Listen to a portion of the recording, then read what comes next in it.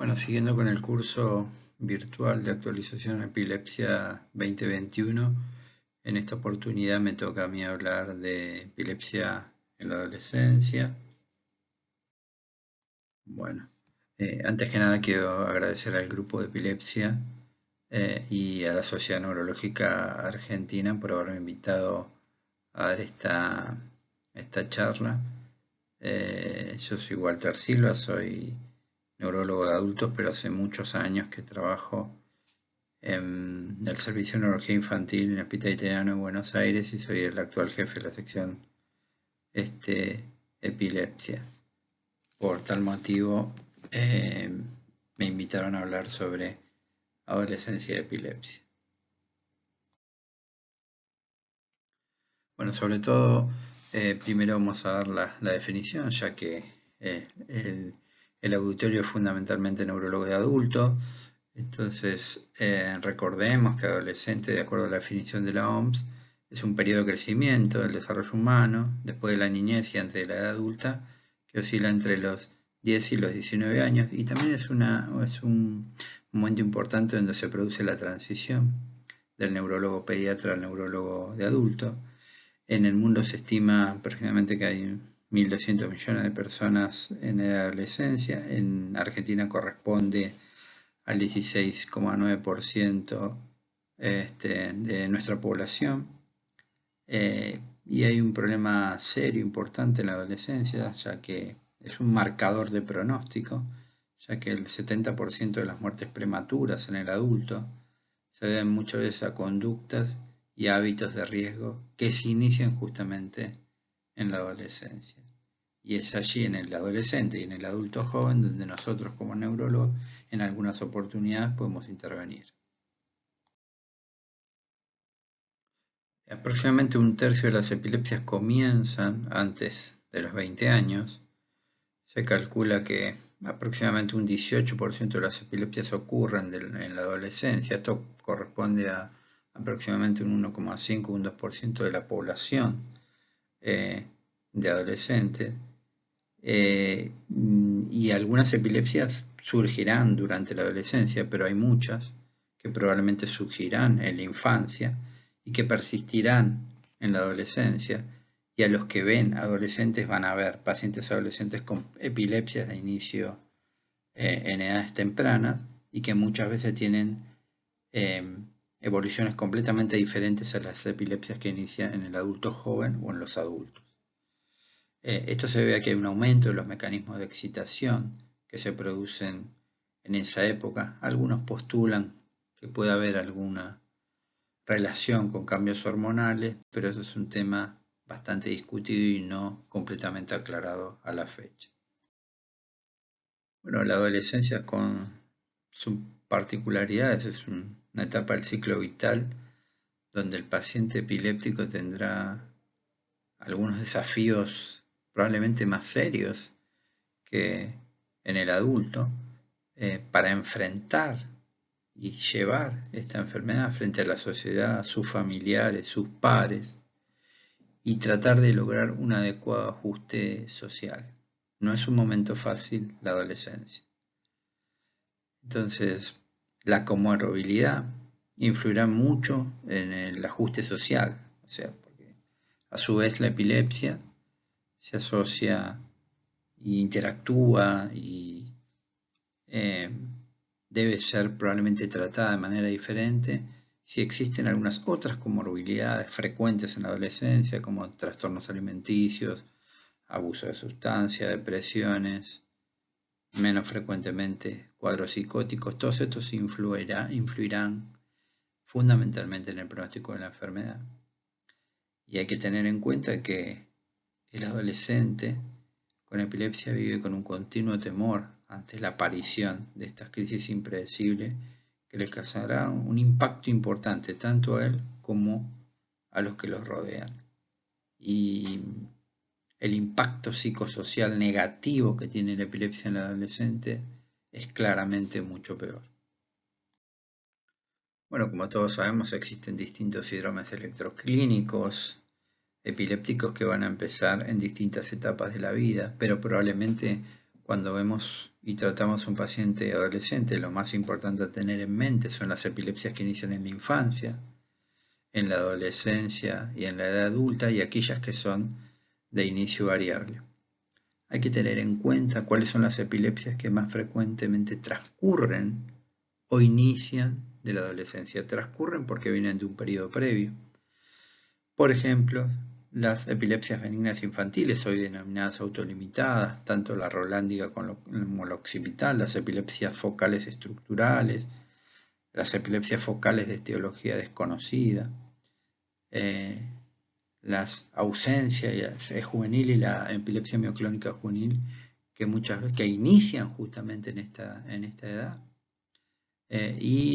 Algunas enfermedades más graves como encefalopatías epilépticas frecuentes como el síndrome del Lennox-Gastaut y el síndrome de Dravet, que en general inician en la infancia temprana o en la preadolescencia, pero que van a persistir durante la adolescencia y muchas veces vamos a tener que tratarla. Ahora vamos a tratar de dar un pantallazo de las epilepsias más frecuentes que transcurren o inician en la adolescencia. Y la primera son las epilepsias focales idiopáticas de la infancia, u hoy denominadas epilepsias focales autolimitadas, en este caso tanto con espigas rolándicas como con espigas occipitales, que son los dos subtipos más frecuentes, donde en general el desarrollo neuropsicológico y la cognición suelen ser normales, pero muchas veces pueden presentar discapacidad transitoria o incluso duradera y de tipo cognitiva, con lo cual esto hay que tenerlo en mente cuando llega un paciente de la adolescencia a nosotros y tener en cuenta, tratar de buscar esas comorbilidades. Como decíamos, el término benigno ya no se considera apropiado, justamente porque hay algunas comorbilidades, y ha sido reemplazado recientemente por la Comisión de Clasificación y Terminología de la ILAE por autolimitado, o sea que en general se autolimitan en la adolescencia o en la adultez temprana. Empezar con las epilepsias focales autolimitadas rolándicas o clásicamente llamada EBR, epilepsia benigna infantil rolándica. Es un síndrome epiléptico más común en niños de edad escolar. Corresponde al 8 a 25% de los síndromes de esta edad. Tiene una edad de comienzo que, como ven, empieza en la infancia, pero muchas veces en el inicio de la adolescencia, 3 a 13 años. Pico de incidencia entre 8 y 9 años, hay un 16% que pueden llegar a tener convulsiones febriles como antecedentes, con neuroimágenes en general normal. Las manifestaciones clínicas típicas son somnolencia, crisis que aparecen durante el sueño en general, en la fase 2 en general, con semiología sensorio-motora unilateral que compromete la faringe, la lengua, la cara y a veces el miembro superior y la mano. Pueden ocurrir tanto en un hemicuerpo como en otro. Es poco frecuente que se generalicen. Hay que tener en cuenta que hay hasta un 50% de estos pacientes que solamente tienen no más de 5 crisis en su vida.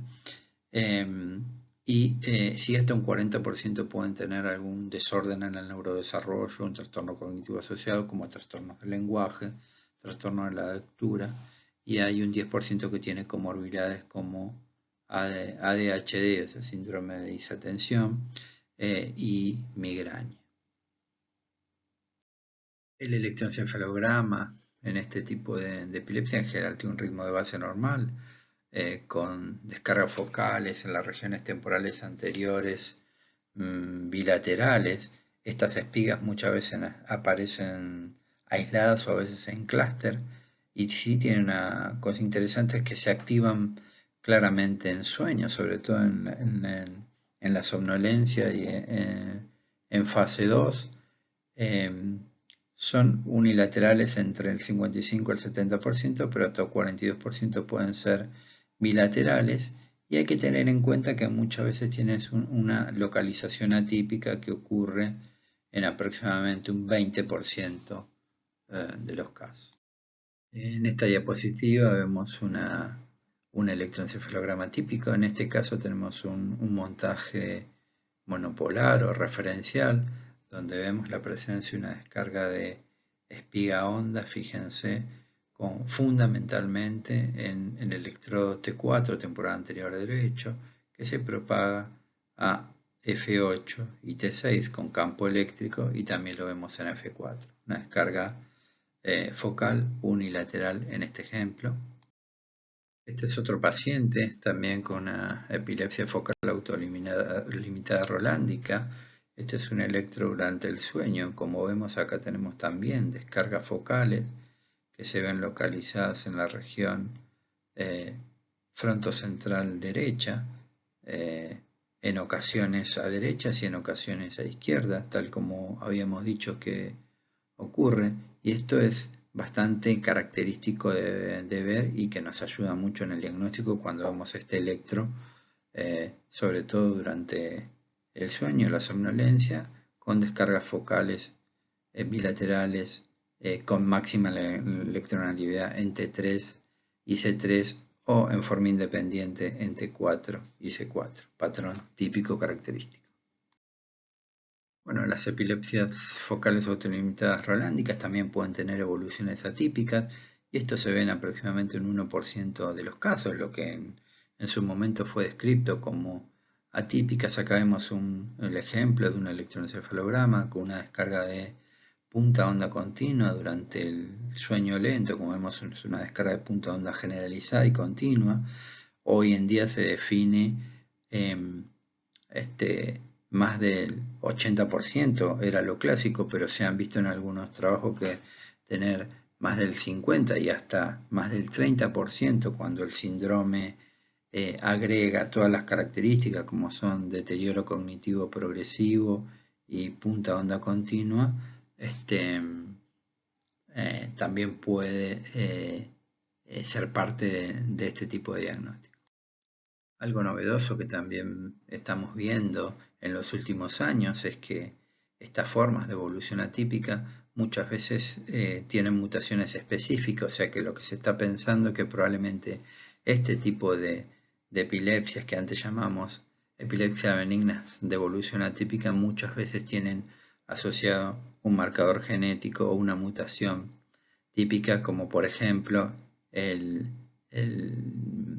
síndrome Landau-Kleffner, caracterizado fundamentalmente por agnosia auditiva, deterioro cognitivo y presencia de punta onda continua en el electroencefalograma. Asociado, hay varias descripciones asociadas al gen GRIN2A ya desde hace algunos años, así que cuando vemos este tipo de cuadro, pensemos en pedir este gen, pensar en este gen fundamentalmente. Otro tipo de epilepsia también iniciada en la infancia y que podemos ver en la adolescencia es la llamada clásica epilepsia benigna occipital, hoy llamada epilepsia focal autolimitada occipital, o descrita por el doctor Panayotopoulos, y por tal motivo lleva el nombre síndrome de Panayotopoulos. Corresponde al 13% de los síndromes epilépticos benignos en la infancia, del total de los síndromes. La edad de comienzo es entre los 2 y 12 años, fíjense que puede comenzar en la adolescencia incluso. El pico es en los 5 años, neuroimágenes son normales, y el electro interictal en general se caracteriza por espigas occipitales, pero también muchas veces son multifocales o parietales o frontales, y esto a veces confunde al que está viendo el caso hacer el diagnóstico preciso. Las manifestaciones clínicas más clásicas son que el 80% son crisis nocturna, el vómito ictal es una característica con una desviación ocular al inicio, como muchas de las epilepsias de origen occipital, manifestaciones autonómicas como síncope-like, que a veces son prolongadas, frecuentemente hay un debut como estatus epiléptico y muchas veces que hacen confundir o de tipo pseudoencefalítico. Las alucinaciones visuales son infrecuentes, el vómito ictal es bastante frecuente, puede haber alteración de conciencia, pero en ocasiones no. La frecuencia de crisis también es variable, pero hay un tercio de los pacientes que, al igual que la CBR, pueden ser crisis aisladas y no necesitar tratamiento. y la duración de las crisis varían de 2 a 10 minutos en aproximadamente un 33% de los casos, pero puede haber exclusivamente estatus autonómicos con duración de más de 30 minutos y es un diagnóstico considerable. Bueno, acá vemos un electrocaracterístico de una epilepsia benigna occipital, síndrome de Panayotopoulos. Como vemos, este es un montaje nuevamente referencial a un potencial promediado o average. Como vemos acá, vemos que en O1 y T5 se ve una descarga de espiga honda bien localizada en esa región. Y otra de las características que tiene este electro, y sobre todo que hay que enseñarle esto a los técnicos, es que esta descarga se bloquea con la apertura ocular. O sea que cuando los técnicos ven esto y ustedes están sospechando que es este tipo de epilepsia y ven la descarga, hay que hacerle abrir los ojos para ver si se bloquea. El fenómeno OFF del electroencefalograma, que no es exclusivo de esta patología, pero que es un dato más para el diagnóstico electrofisiológico.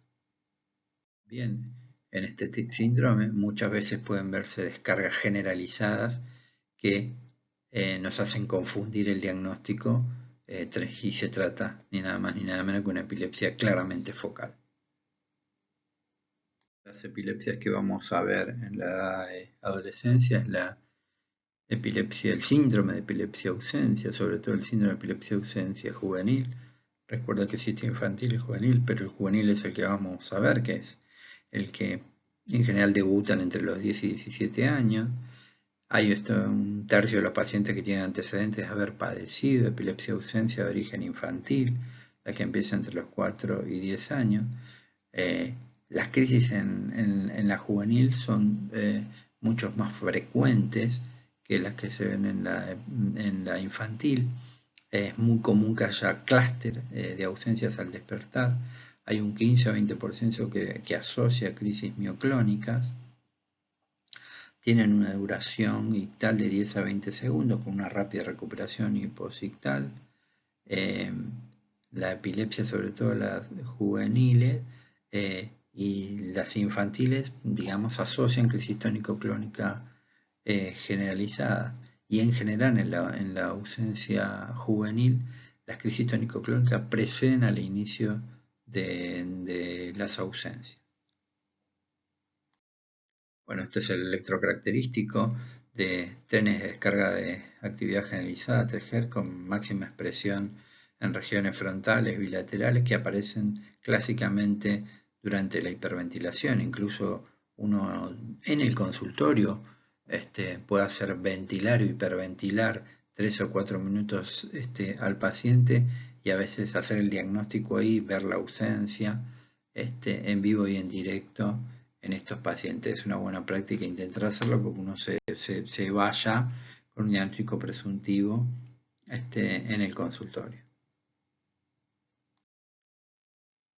Bueno, muchas veces también lo que ocurre a nivel electroencefalógico, que puede haber algunas manifestaciones que son más focales, a pesar de tratarse de epilepsia ausencia, sobre todo durante el sueño no REM, donde lo que pueden verse fragmentación de esta actividad y, por ejemplo, como vemos acá en A, se ven descargas de poliespiga que tienen una localización más frontal y algunas más fragmentadas como las que se ven en B, que son descargas focales, por ejemplo en este caso frontocentrotemporales, y que simulan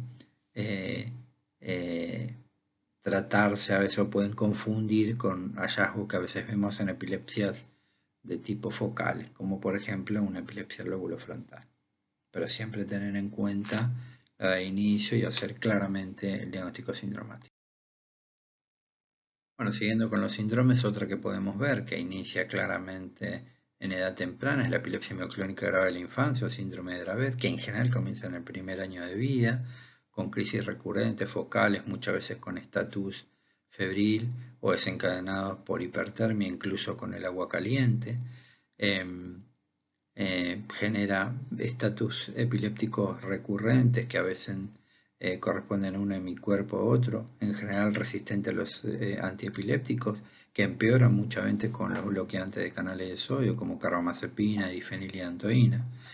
En general, el desarrollo o el neurodesarrollo viene siendo normal antes del inicio de la crisis y el retraso empieza a aparecer a partir del segundo año. Así que esto es algo a interrogar cuando nosotros vemos un paciente adolescente con retraso mental, muchas crisis y este tipo de historia, y sospecharlo, sobre todo si no se hizo el test genético nunca y no se llegó al diagnóstico presuntivo nunca. Bueno, otra de las características del síndrome de Dravet es que, bueno, es una epilepsia que en el 80% de los casos está asociada a una mutación genética específica. El gen más frecuentemente comprometido es el SC1A. Entre el primer y cuarto año van a aparecer crisis mioclónicas, también hay muchas veces crisis de ausencia y crisis focales. Hay algunos pacientes que nunca desarrollan crisis mioclónicas. En general, cuando se empieza a estudiar durante el primer año de vida, todos los estudios son negativos, excepto obviamente si uno sospecha o pide un test genético específico. El electroencefalograma también es normal durante esa etapa, pero a partir del segundo o tercer año empiezan a aparecer descargas generalizadas, poliespiga y espiga honda, y a menudo con fotosensibilidad eléctrica.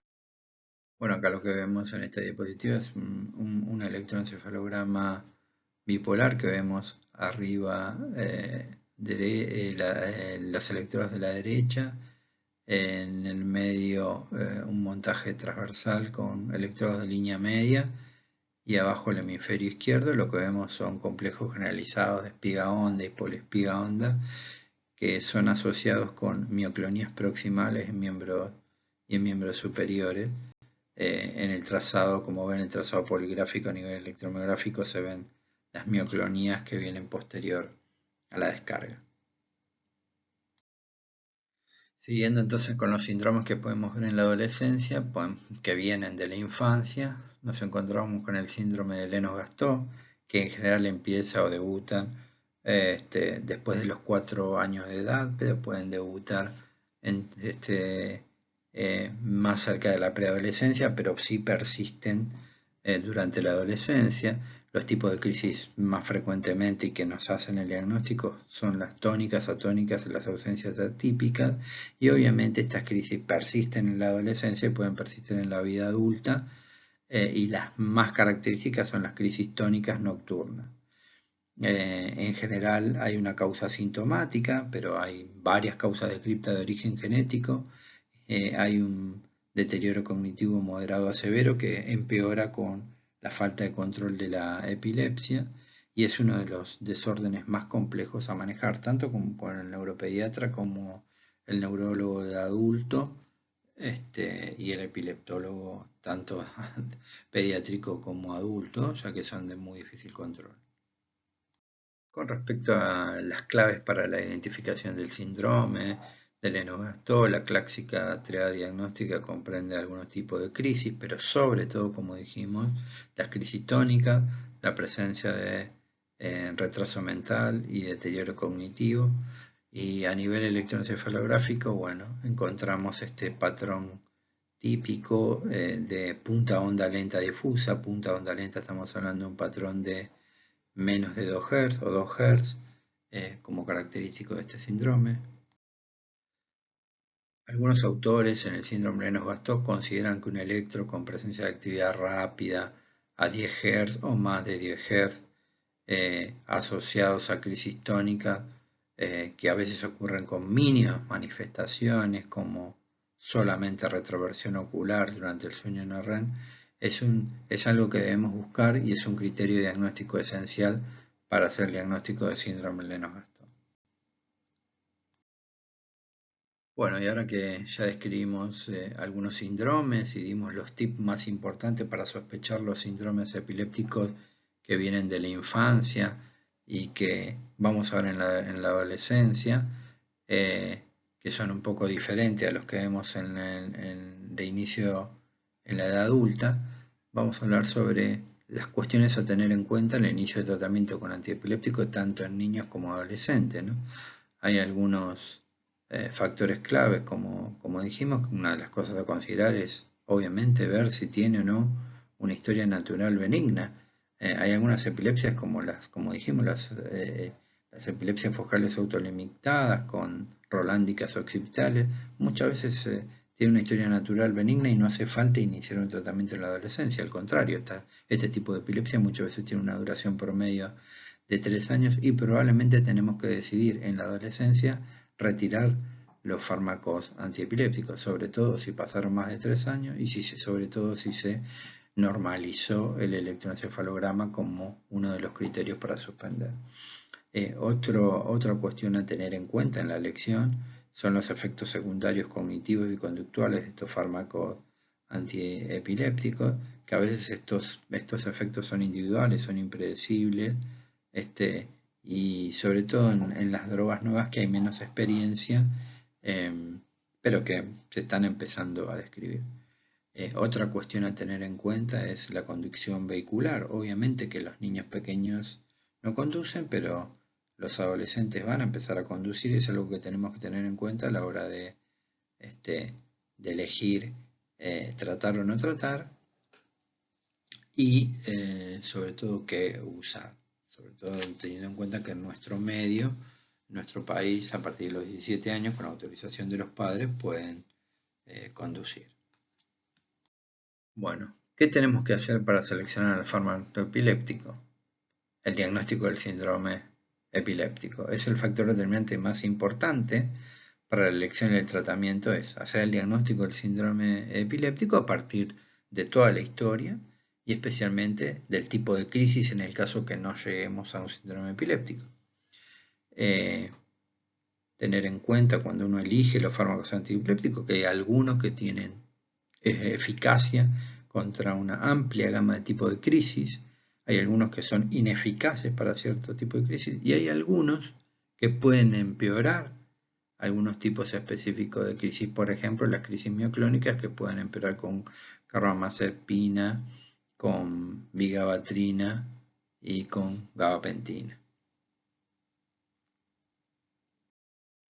Bueno, siguiendo con la selección del fármaco antiepiléptico, ¿qué otras cosas tenemos que tener en cuenta? Es las características del paciente, la edad y el sexo, en nuestro caso adolescencia, y esto va a influir en la elección de las drogas antiepilépticas.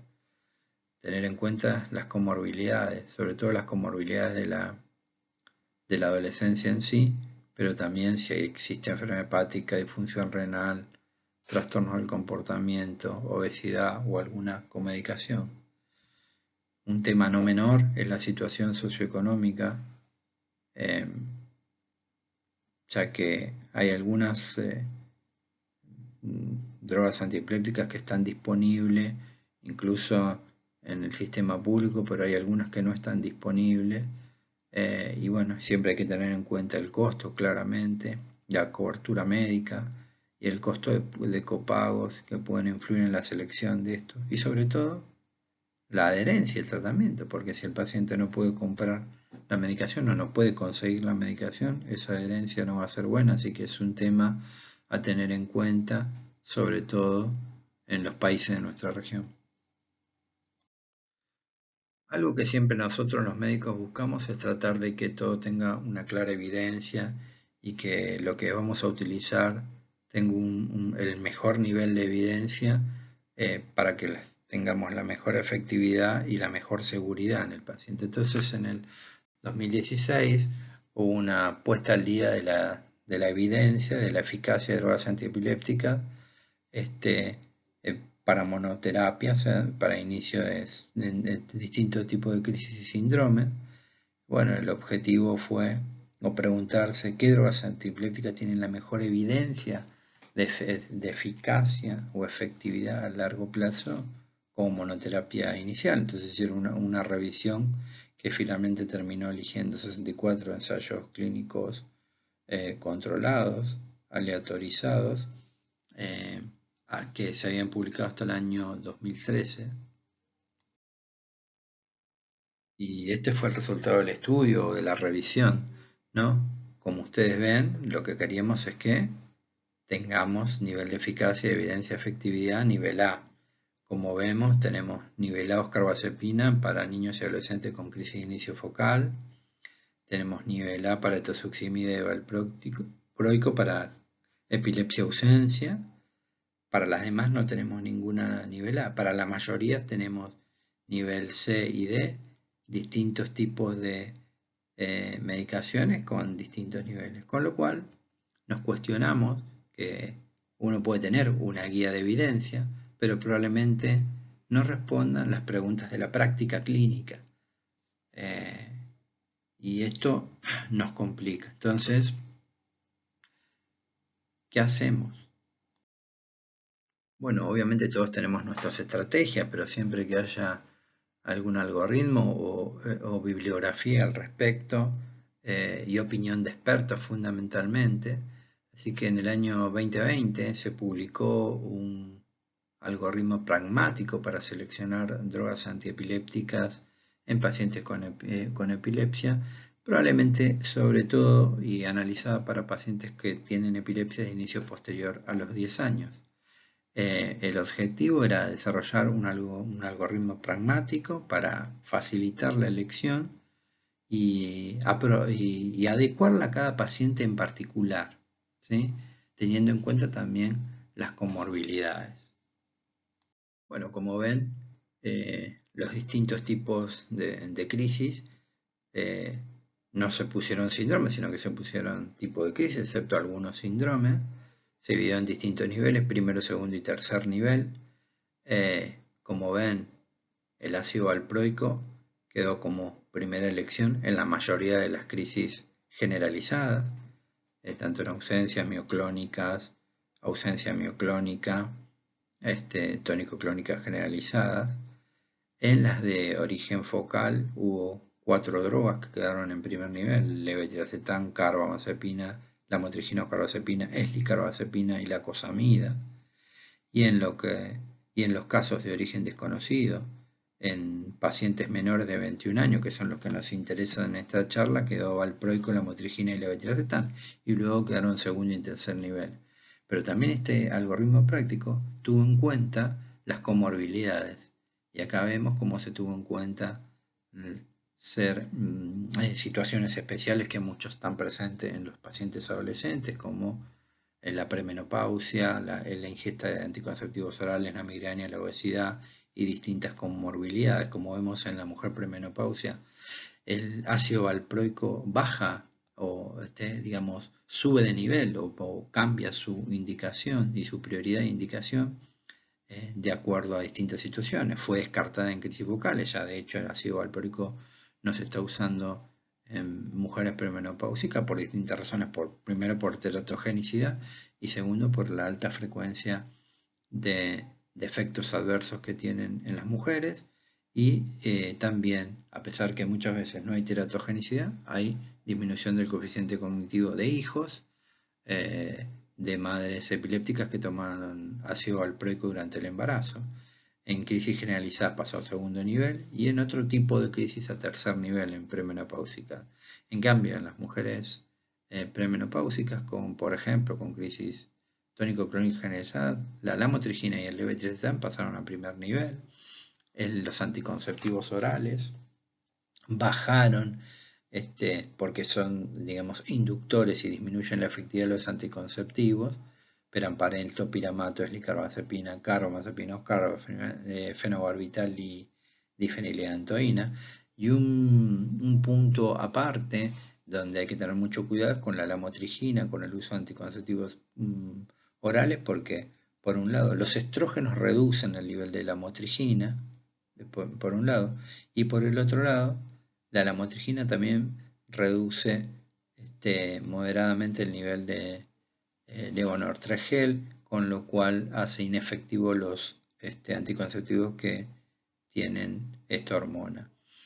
En pacientes con obesidad, todas aquellas medicaciones que empeoran la obesidad, como gabapentin, pregabalina, valproico, también, digamos, pasaron a un nivel por adelante de elección y salieron de primera elección. En los pacientes que tienen migraña aumentaron un nivel de elección topiramato y valproico, sobre todo, pero bueno, siempre hay que tener en cuenta las distintas comorbilidades. Lo mismo ocurrió para fallo hepático, fallo renal y depresión, donde fallo hepático y fallo renal, gabapentina, lacosamida, levetiracetam pasó a ser de primera elección en fallo hepático. En fallo renal, aquellas drogas que no se eliminan por riñón, como clobazam, succimia, lamotrigina, carbamazepina, también pasan a ser, suben un escalón en su elección. Y en los pacientes con depresión, la lamotrigina sube un nivel, en cambio se tratan de evitar y bajan un nivel de elección clobazam, clonazepam, o sea, nitrazepam, sobre todo las benzodiazepinas, levetiracetam y fenobarbital, que pueden agravarlo. Bueno, un tema no menor y que tenemos que saber, sobre todo si tratamos pacientes adolescentes, es que recientemente, en los últimos años, apareció un nuevo mecanismo para aprobación de drogas, que es la extrapolación. Se creó en Europa un consorcio académico sobre epilepsias pediátricas justamente para la extrapolación de drogas antiepilépticas, y lo que trató de hacer es que tratar de extrapolar la eficacia de las drogas antiepilépticas usadas en adultos, donde se han hecho ensayos clínicos, a utilizarla o extrapolarla a pacientes de 4 años. Obviamente que lo que se vio es que existe una farmacodinámica y farmacocinética similar en pacientes mayores de 4 años y con los adultos en múltiples fármacos, y se han demostrado una relación exposición-respuesta muy similar en muchos ensayos clínicos. Y entonces se puso como regla que, bueno, se necesitan tener pacientes que tengan estudios farmacocinéticos y farmacodinámicos, pacientes pediátricos. Tienen que existir estudios donde se hayan sido expuestos al menos 100 pacientes pediátricos a esos antiepilépticos y durante al menos 6 meses. Entonces, de esta manera, FDA y EMA aprueban la extrapolación. Se está estudiando ahora a ver si esto se puede extrapolar hasta los 2 años de edad. Pareciera que sí se va a poder extrapolar. Y bueno, con este mecanismo de extrapolación, por ejemplo, eslicarbazepina, vibraracetam, lacosamida y perampanel fueron aprobadas para su uso en niños de 4 años o más con crisis focales, sin tener que hacer los ensayos clínicos de fase 3, doble ciego, aleatorizados, o sea que directamente se extrapolaron. Esto, la verdad, que era una situación que se vive en la edad pediátrica, donde se usan muchas veces fuera de etiqueta drogas antiepilépticas aprobadas para adultos, pero que ante la presencia de refractariedad o falta de respuesta de muchas drogas se intentan estas medicaciones fuera de etiqueta. Por eso se creó este mecanismo. Otro punto importante a tener en cuenta es el pronóstico farmacológico en pacientes adolescentes que son recientemente diagnosticados. Y este es un estudio, una cohorte de 30 años, el estudio, un estudio muy grande, donde, como ustedes ven, incluyó distintos tipos de epilepsia focales y generalizadas y distintos síndromes.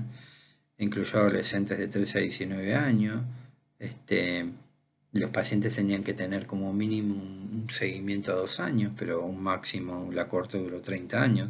Se incluyeron 632 adolescentes, 53 fueron mujeres, 54% de los pacientes tenían epilepsia generalizada. En este grupo, en esta cohorte, el 67% de los pacientes estuvieron libres de crisis en el seguimiento. La mayor libertad de crisis se obtuvo en pacientes con epilepsia focal, el 72% permaneció libre de crisis versus el 60% con epilepsia generalizada, y hubo 108 de los 322 pacientes que tuvieron recaída después de algunos periodos libres prolongados. El mismo estudio, esta misma corte, analizó también y encontró que la eficacia era similar entre drogas nuevas y la monoterapia estándar, no hubo casi diferencia. Hubo hasta un 21% de pacientes que tuvieron mala tolerabilidad y tuvieron que suspender esas drogas antiepilépticas.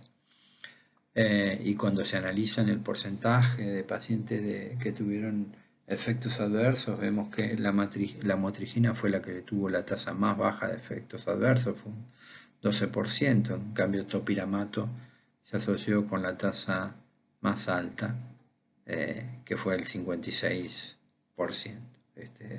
Acá vemos en las dos tablas vemos los distintos efectos adversos que tuvieron. Como vemos, la motrigina más frecuente fue rash, valproico problemas cosméticos, carbamazepina sedación, levetiracetam problemas psiquiátricos, topiramato problemas psiquiátricos. Algo muy similar a lo que ocurre en el paciente adulto joven. Bueno, y ahora vamos a pasar a los problemas particulares de la epilepsia en la adolescencia en sí, o que no tenemos muchas veces en cuenta. Uno es la densidad mineral ósea. Como sabemos, el punto máximo de encontrar esa densidad ocurre a los 20 años, es la meseta, pero luego empieza a disminuir esa densidad a partir de los 40 años. O sea que el pico de masa ósea está en la adolescencia. Y cuando esta masa ósea no alcanza su pico en forma adecuada, hay más riesgo de osteoporosis involutiva y más riesgo de fracturas en la edad adulta. O sea que es un efecto que nos va a dar un problema a largo plazo. ¿Cuáles son las drogas que disminuyen esa densidad ósea mineral en niños y adolescentes? Valproico y carbamazepina son las que influyen más, y en los casos del fenobarbital y la difenilalantoína contribuyen muchas veces a generar osteomalacia y raquitismo, y hay que tenerlos en cuenta en ese tipo de patologías en la edad pediátrica y en la adolescencia. Problemas que tenemos en la adolescencia y también con el uso de drogas antiepilépticas que tienen mucho impacto en la adolescencia es el cambio de peso. Y podemos tener tres situaciones: drogas que hacen obtener ganancia de peso, sobre todo en los primeros 3 a 6 meses, y que en general son resistentes a las dietas, aquellas medicaciones que producen pérdida de peso y aquellas que producen un peso neutral. Con respecto a las que producen ganancia de peso, valproico, carbamazepina, vigabatrina y gabapentin son las que van a la cabeza. El valproico en general a las 10 semanas de tratamiento se empiezan a ver estos efectos adversos. El ácido valproico, bueno, actúa a nivel hipotalámico y aparentemente lo que produce es un aumento de la leptina, que es una sustancia que está en relación con la saciedad, y al aumentarlo disminuye la saciedad. También se piensa que inhibe la oxidación mitocondrial, esto disminuye el ATP y lleva a una acumulación de lípidos, y también aumenta la insulina, la lipogénesis, provocando un síndrome metabólico.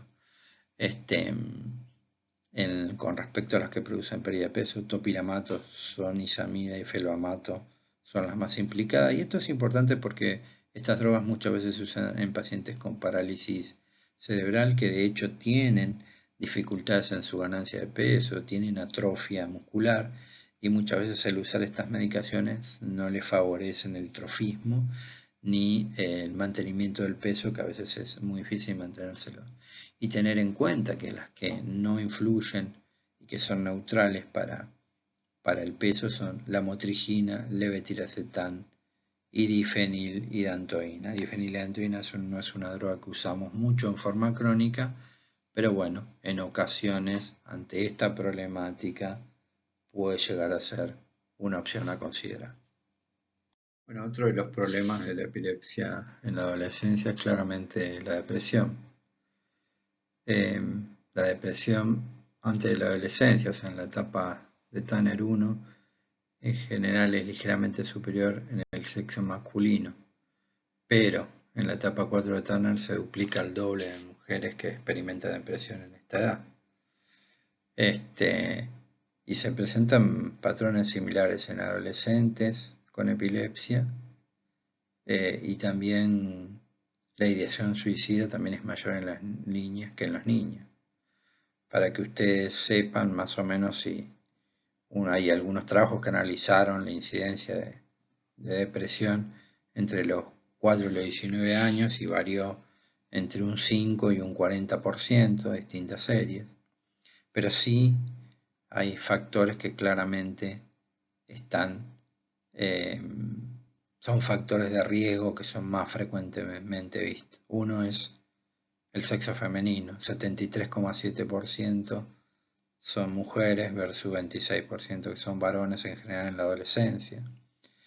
Es más frecuente que se vea entre los 12 y 18 años esta depresión. Otros factores de riesgo son tener más de 3 crisis por año, tener crisis focales y estar bajo politerapia. En relación a las drogas antiepilépticas que generalmente usamos en depresión y que preferimos usar, carbamazepina, lamotrigina y ácido valproico son las que tienen propiedades estabilizadoras del estado de ánimo y son las que tendremos que elegir. Lamotrigina en particular, dosis entre 500 y 400 miligramos día, mejora el estado del ánimo en el 50 al 80% de los pacientes con depresión, así que es una droga a tener muy presente frente a esta situación.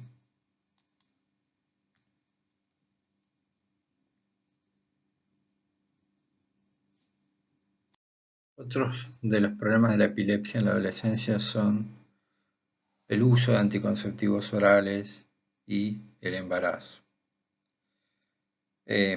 Primero hay que tener en cuenta que la tasa de embarazo en epilepsia en mujeres en edad fértil es bastante alta, oscila son embarazos no deseados, ¿no? Varían entre 55 a 65% en general en todas las mujeres.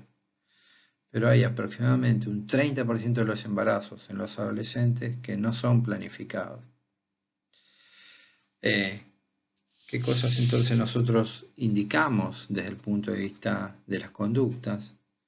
Y esto es a partir de la pubertad, a partir de la primera menarca, hay que usar ácido fólico. Esto es difícil a veces para el pediatra, el neuropediatra, que vea al paciente desde muy chico a veces, indicarle el ácido fólico y explicarle lo que puede pasar, pero esto es algo que hay que hacerlo y está dentro de los protocolos de transición de epilepsia de la edad pediátrica a la edad adulta, el uso de ácido fólico con todas las medicaciones antiepilépticas a partir de aproximadamente, o sea, tener en cuenta la edad de 12 años, hablar sobre planificación familiar, hablar sobre el uso de anticonceptivos orales y hablar también sobre teratogenicidad de fármacos antiepilépticos. Es muy común que haya interacciones entonces entre los anticonceptivos orales y las drogas antiepilépticas, y lo más común que ocurra, ya hablamos algo de esto, pero recordando que las drogas inductoras reducen los estrógenos, y tener en cuenta cuando usamos fenobarbital, difenil, carbamazepina, felbamato, perampanel, carbazepina, lamotrigina y topiramato, sobre este punto que ya habíamos nombrado previamente. Bueno, otro punto muy importante de problemas en la adolescencia, que es particularmente diferente que en otras edades, es la adherencia al tratamiento.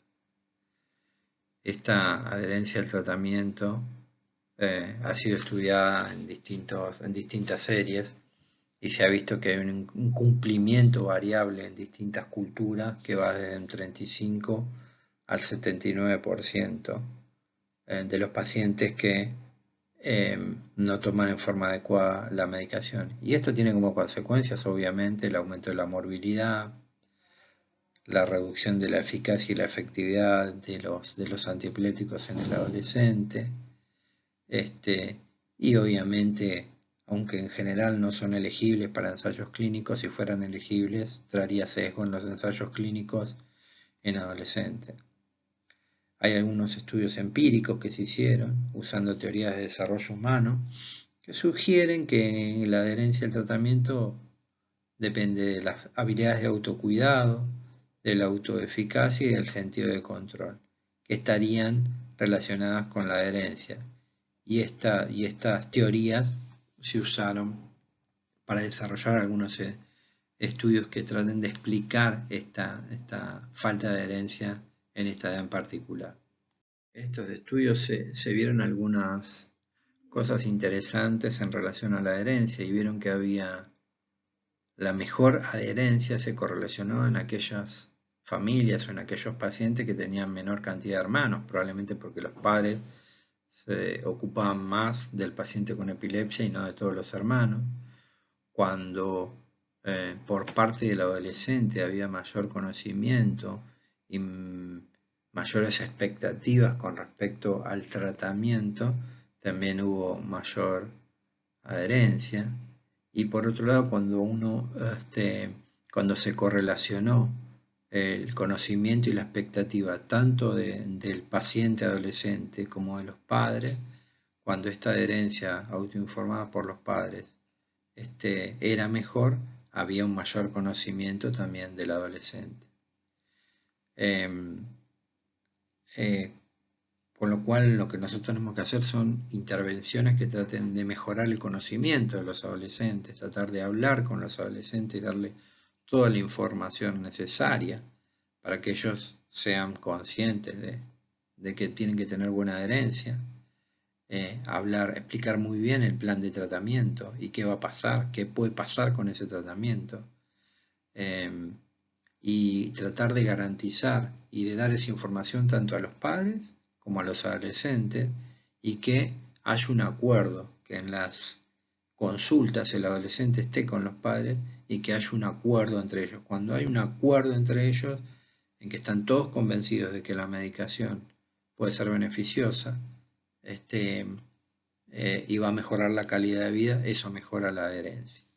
O sea que estos son todos tips que uno tiene que tener en cuenta, que sí llevan tiempo en la consulta y repetición en la consulta las veces que sea necesario. Bueno, ya como para ir cerrando entonces la charla, vamos a pasar a las conclusiones de todo lo que hablamos, que entonces tenemos que saber reconocer las características clínicas y el manejo práctico de las epilepsias, práctico, no solamente la evidencia, que más frecuentemente transcurren o se inician durante la adolescencia.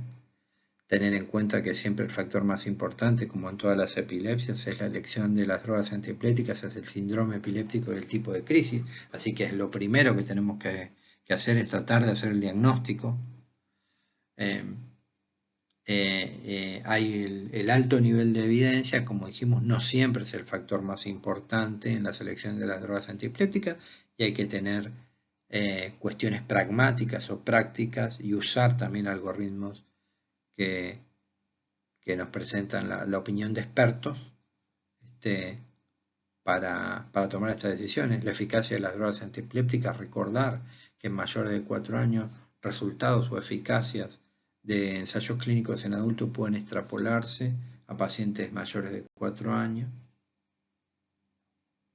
Siguiendo con las conclusiones y con los problemas específicos, recordar que valproico, carbamazepina, fenobarbital y difenilantoína disminuyen la densidad ósea y que esto puede repercutir en la vida adulta del adolescente. Obesidad, tema importante, tener en cuenta que la motrigina, levetiracetam y difenilantoína son neutras sobre el peso en general y que son seguras a usarlo en estos pacientes. Si hay depresión o trastorno al ánimo, tener en cuenta carbamazepina, lamotrigina y valproico, pero sobre todo la motrigina. En la pubertad, recordar que hay que usar ácido fólico, hay que hablar de planificación familiar, de anticonceptivos orales y de la potencial teratogenicidad de las drogas antiepilépticas. Con respecto a la adherencia, ¿qué es lo que puede mejorar la adherencia? La mejoría del conocimiento de la enfermedad y el del plan de tratamiento que estamos utilizando en el paciente, y promover fuertemente el acuerdo entre padres y adolescentes, pueden llegar a mejorar la adhesividad y de esta forma la calidad de vida del adolescente. Bueno, con esto termino, espero que les haya servido. En la próxima diapositiva quedan algunas bibliografías complementarias y bueno, espero que esto les haya servido. Muchas gracias a todos por la atención.